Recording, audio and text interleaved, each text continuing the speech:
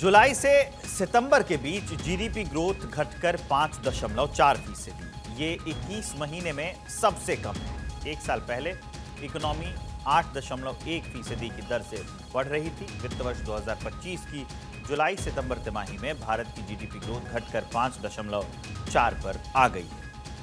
ये 7 तिमाहियों में सबसे धीमी ग्रोथ है। मैन्युफैक्चरिंग सेक्टर के खराब प्रदर्शन के कारण जीडीपी ग्रोथ ये धीमी हुई है। राष्ट्रीय सांख्यिकी कार्यालय ने आज 29 नवंबर को ये डेटा रिलीज किया है। इससे पहले 2023 की तीसरी तिमाही में ग्रोथ 4.3% रही थी।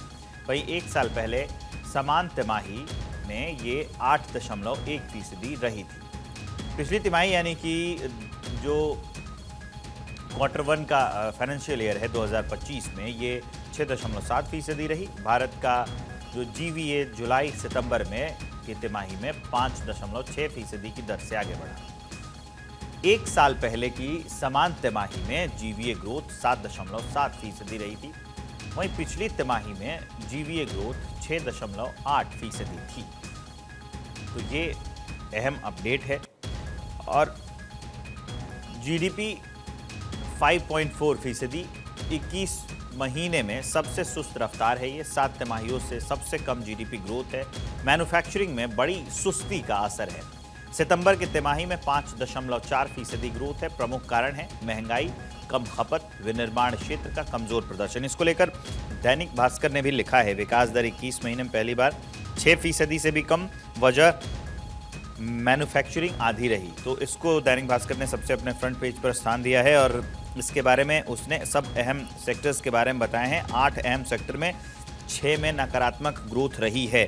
ये बताया जैसे कृषि, माइनिंग, मैन्युफैक्चरिंग, बिजली, construction, trade hotels, real estate और प्रशासन रक्षा। इसको उसने दिखाते हुए 2023-24 और फिर से 2024-25 के ग्रोथ को दिखाया है। जैसे एक ले लेते हैं कृषि सेक्टर में 2024-25 की जो ग्रोथ है वो है 2.7% और जो पिछले ग्रोथ थी वो 2.8% थी। तो ये जो अंतर है इसी की वजह से जो ये रफ्तार है वो धीमी रही है। एक और ले लेते हैं सेक्टर, जैसे कि ये जो सेक्टर है माइनिंग का, इसमें पिछले बार वाली जो ग्रोथ थी ये 8.8% की, लेकिन अब की बार फाइनेंशियल ईयर 24-25 की जो ग्रोथ है वो 3.9% है। तो 8.8 पिछली बार की और अब की बार की 3.9।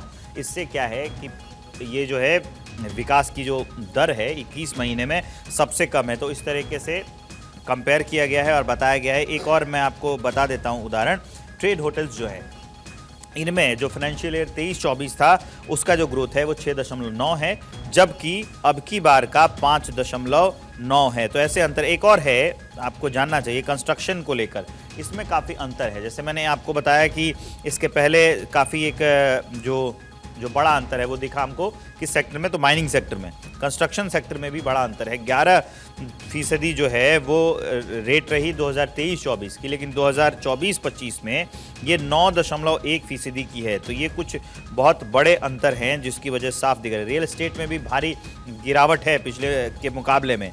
9.3% पिछली बार की जो ग्रोथ रही और अब की बार जो है ये 6.9% की है। तो पिछली बार 9.3 और अब की बार 6.9। तो ये कुछ अहम सेक्टर्स मैंने आपको बताया जिसकी वजह से पिछले बार के मुकाबले में अब की बार की जो ग्रोथ है वो कम है और विकास दर 21 महीने में पहली बार 6% से कम हो गई। शुक्रवार को सेंसेक्स 759 अंक चढ़ा, 79,802 के स्तर पर बंद हो गया।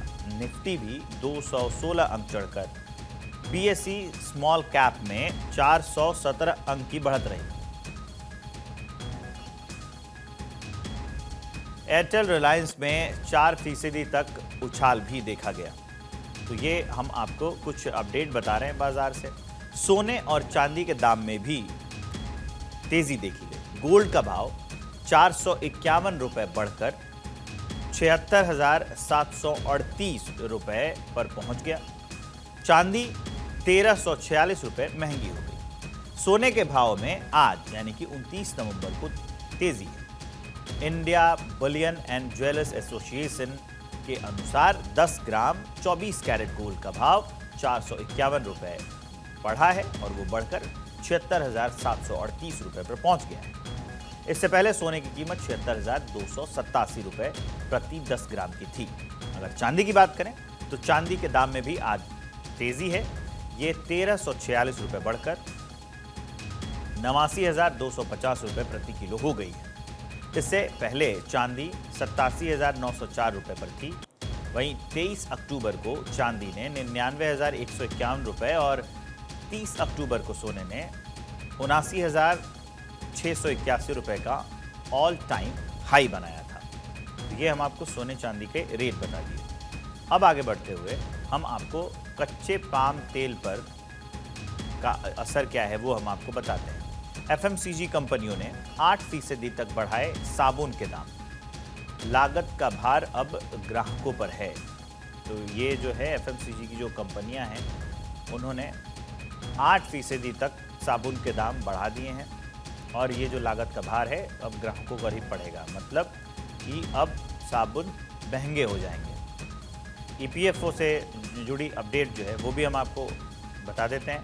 ईपीएफओ 3.0 जून 2025 से बड़े बदलाव की तैयारी में है सरकार। पीएफ निकालने के लिए एटीएम जैसा कार्ड अब आपको मिलेगा। एटीएम जैसा कार्ड मिलेगा अब अपने पीएफ को भी निकालने के लिए। अंशदान 12% से बढ़ाने पर भी विचार किया गया है कि आप चाहें तो 12% से भी ज़्यादा जो है वो कर सकते हैं। तो ये एक अच्छी अपडेट है कि आप चाहें तो 12% से ज़्यादा अंशदान कर सकते हैं। और इसके अलावा अगर आपको पीएफ निकालना है तो एटीएम जैसा कार्ड होगा। इससे थोड़ी सी और ज़्यादा हो जाएगी सुविधा। जो आपको जाकर वेबसाइट पे सारे जानकारी फिल करके ये सारी चीज़ें करनी होती हैं, उसमें वक्त भी कभी कभार लग जाता है, कभी सर्वर की दिक्कत आ जाती है। इन सब से बहुत छूट मिलेगी, आसान हो जाएगा पीएफ निकालना। उसके लिए आपको एक एटीएम जैसा कार्ड मिलेगा और उसी कार्ड से जो है आप जो पीएफ का आपका पैसा है, आपका जो कंट्रीब्यूशन है वो निकाल सकते हैं।